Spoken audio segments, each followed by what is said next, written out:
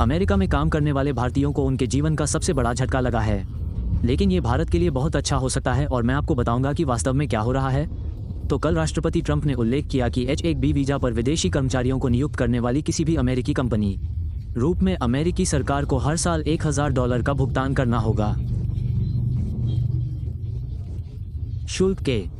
जिसका अर्थ है कि प्रत्येक भारतीय जिसे एक अमेरिकी कंपनी द्वारा नियुक्त किया जाएगा, अमेरिका में उस कंपनी को एक बार नहीं बल्कि हर साल 88% लाख रुपए का भुगतान करना होगा।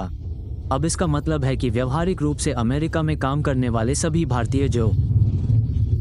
पहले से ही अमेरिकी नागरिक नहीं हैं, उन्हें वापस आना पड़ सकता है, क्योंकि अभी यह एक राष्ट्रपति का आदेश है और क्या यह अमेरिकी कांग्रेस में टिकने वाला है या नहीं, हम वास्तव में नहीं कह सकते। लेकिन कल्पना कीजिए कि यह टिकता है। मैं आपको बताता हूं कि क्या होगा। जैसे बिजनेस स्कूलों के प्रशासन से बात करता हूं तो और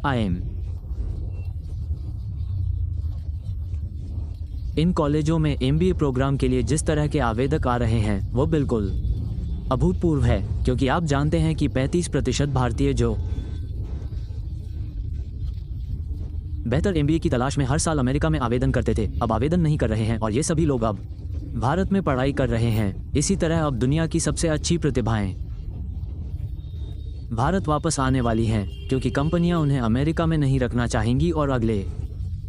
5 से 7 वर्षों में मैं भविष्यवाणी कर सकता हूं कि बहुत सारी वैश्विक कंपनियां भारत में निवेश करना शुरू कर देंगी, भारत में कंपनियां स्थापित करना शुरू कर देंगी। और जिस तरह चीन ने पिछले 2 दशकों में अपनी शानदार प्रतिभा के बल पर विकास किया, जिससे चीन के अंदर बड़ी तकनीकी कंपनियां बनी जो अब वैश्विक हो रही हैं, वही यात्रा वास्तव में अगले 1 दशक में भारत के लिए हो सकती है,